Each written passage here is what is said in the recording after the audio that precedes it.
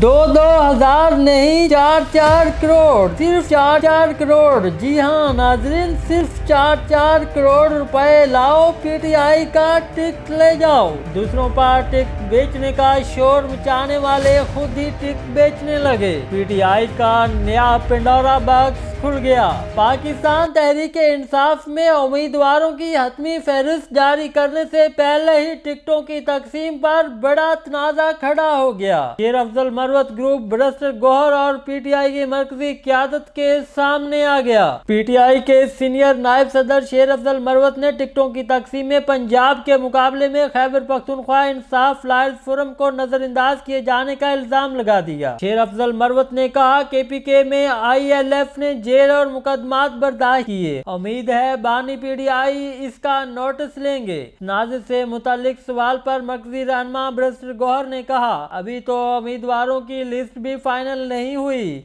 अभी से इतराज दुरुस्त नहीं।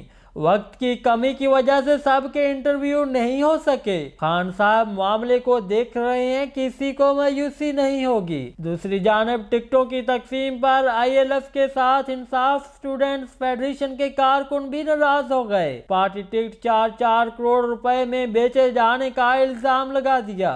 शेर अफजल मरवत के साथी साउद शाह रोगाई का कहना है बरस्टर गौहर ब्लैकमेल होना बंद करें। 4 करोड़ का टिकट बेचा जा रहा है, बता सकता हूं कौन क्या कर रहा है। मैंने और शेर अफजल मरवत ने 9 मई के बाद पार्टी को बचाया। साउद शाह रोगाई का कहना था शेर अफजल मरवत ने जिन उम्मीदवारों के इंटरव्यू किए उन्हें टिकट जारी किए जाने चाहिए, लेकिन बरस्टर गौहर और साथी अपने मफादात देख रहे हैं। दूसरी जानब इस्लामाबाद पार्टी सेक्रेटेरिएट के बाहर पीटीआई अरकान की जानब से रात के वक्त एक और प्रेस कॉन्फ्रेंस में टिकटों के लिए फाइनल नामों की फहरिस्त भी जारी की गई। इस फहरिस्त में बरस्टर गौहर खान, उमर अयूब खान और शेर अफजल मरवत के नाम भी शामिल हैं। अगर आपको हमारी ये वीडियो पसंद आए तो वीडियो को लाइक करें, कमेंट करें, शेयर करें और चैनल को सब्सक्राइब करें और घंटी का बटन दबाना ना भूलें ताकि आपको आने वाली हर नई वीडियो से बाखबर रखा जा सके।